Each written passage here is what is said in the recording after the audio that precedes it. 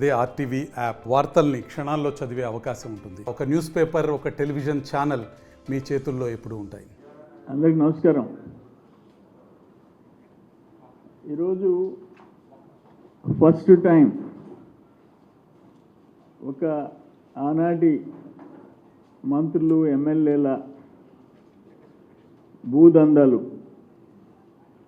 Land mafia, దానికి principal secretary Sisodia గారు పోయి మదనపల్లి సబ్ కలెక్టర్ కార్యాలయం దగ్గర ఫిర్యాదులు తీసుకోవాల్సిన పరిస్థితి వచ్చింది. అంటే ఆ చేసిన భూ కుంభకోణాలకి ఆ సబ్ కలెక్టర్ కార్యాలయమే తగలబెట్టారు. ఇప్పుడు ఆ విచారణకి వెళ్ళిన సంస్థలకి వచ్చిన సమాచారం వీళ్ళ పెద్దల హస్తం ఉంది అని చెప్పేసి, దాంట్లో పొంగనూరు, తమ్మళ్ళపల్లి, పీలేరు, మదనపల్లి పెద్ద మనుషులు. అంటే ఒక చట్టం తెచ్చారు. 20 ఏళ్ల క్రితం పేదోళ్ల పొలాలుంటే అవి వాళ్ళకి శాశ్వత భూ హక్కు చట్టం అని, పిఓటి అని చెప్పి ఒక యాక్ట్ తెచ్చారు. వీళ్ళు పేదోళ్ళు తిరిగిపోయినారు.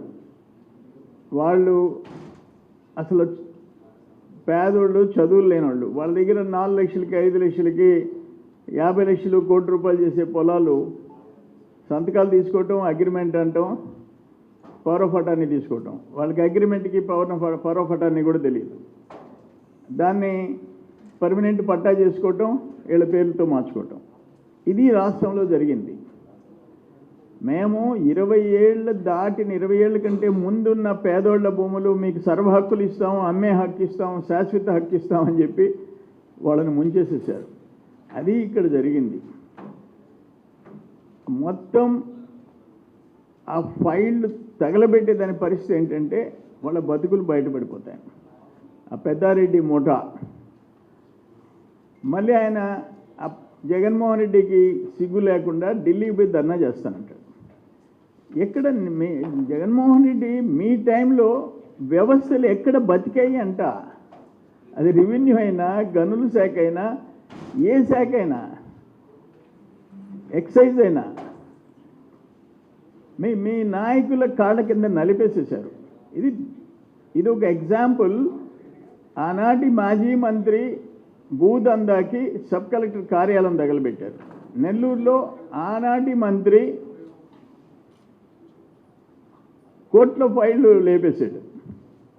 అంటే ఎంత గొప్ప మంత్రుల గురించి చెప్పుకోవాలంటే, గతంలో చరిత్రలు ఒక్కొక్క మంత్రి గురించి చెప్పుకోవాలంటే, ఒక్కొక్క ముఖ్యమంత్రి గురించి చెప్పుకోవాలంటే, నీలం సంజీవి రెడ్డి అయినా, కాసు బ్రహ్మానందరెడ్డి అయినా ఏ ప్రాజెక్టులు తెచ్చారు, ఎన్టీ రామారావు గారు ఏం సృష్టించారు, చంద్రబాబు నాయుడు గారు ఏం క్రెడిట్ తెచ్చారని చర్చించుకునేది. ఇప్పుడు వీళ్ళని గురించి గొప్పలు చెప్పుకోవాలంటే, ఒకరు సబ్ కలెక్టర్ కార్యాలయం తగలబెట్టిస్తే మరొకరు కోర్టులోనే ఫైల్ దొంగతనం చేశారు.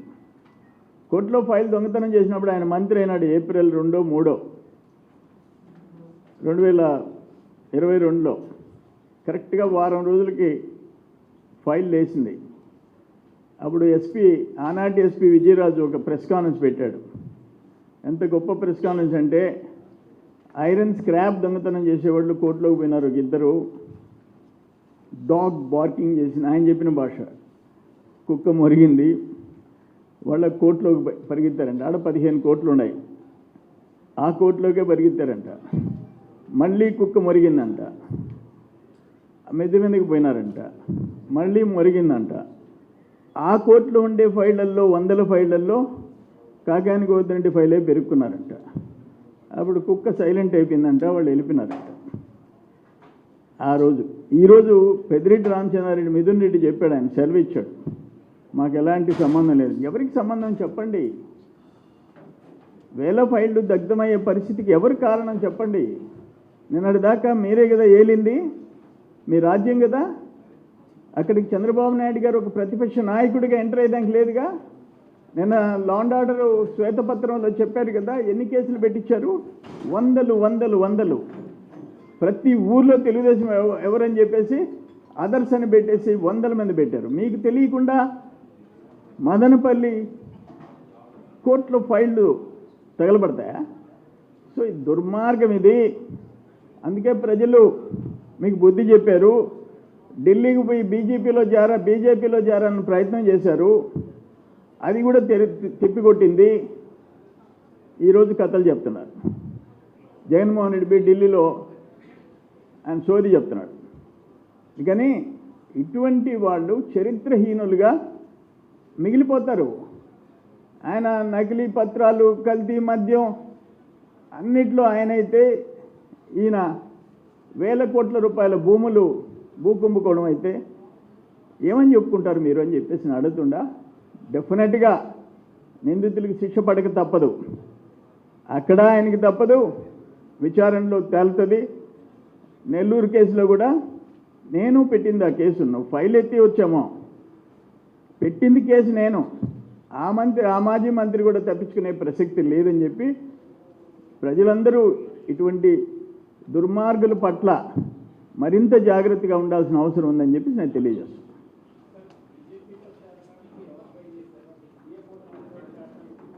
అమ్మా నాకు అర్థం కాదు.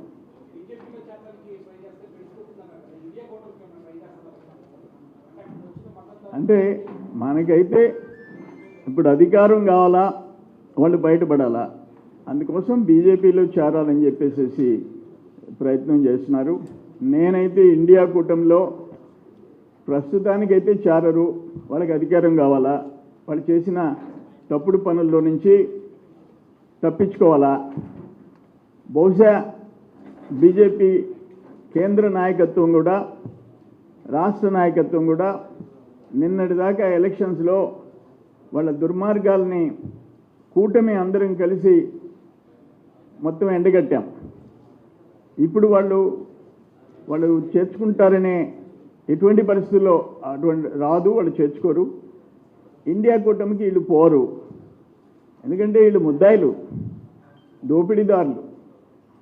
ప్రస్తుతం అపోజిషన్లో ఉండే ధైర్యం దొమ్మలు లేవు వాళ్ళకి. ఇప్పుడు మీరు చూశారు కదా, శాసనసభ ఎగ్గొట్టిపోయే పరిస్థితి వస్తే 11 మంది ఉంటే ఒక్కరు చాలరా నిజాయితీ గల్లోడు మాట్లాడేదానికి హౌస్లో? నిన్న ఒక్కొక్క వైట్ పేపరు రిలీజ్ చేస్తుంటే ఎదుర్కొనే దమ్ములు మీకు లేవు. మేము శ్వేతపత్రాలు విడుదల చేస్తామని చెప్పాడు కాబట్టి, ముఖ్యమంత్రి గారు ముందుగానే చెప్పాం కాబట్టి మీరు పారిపోయినారు ఢిల్లీకి. 5 సంవత్సరాలు రాష్ట్రాన్ని సర్వనాశనం చేసి ఒక్కొక్క శ్వేతపత్రం లిక్కర్ మీద, మైన్స్ మీద, ఈరోజు ఫైనాన్స్ మీద ఇస్తుంటే సమాధానం లేదు మీకు. ఇప్పుడు అక్కడ పవన్ కళ్యాణ్ గారికి సమాధానం చెప్పారు. 14th finance, 15th finance, panchayat Raj వ్యవస్థని ముంచేశారు. మైనింగ్ చట్టాన్ని మీ కాళ్ళ కింద నలిపేశారు. అందుకని ఈరోజు పారిపోయినారు. సో ఐ డోంట్ థింక్ వాళ్ళు ఇండియా కూటమిలో చేరతారనేది నేనైతే నమ్మను. మరిన్ని వీడియోస్ కోసం ఛానల్ ని సబ్స్క్రైబ్ చేయండి, లేటెస్ట్ అప్డేట్స్ కోసం వాట్సాప్ ఛానల్ ని ఫాలో చేయండి, అండ్ లింక్ డిస్క్రిప్షన్ లో ఉంది.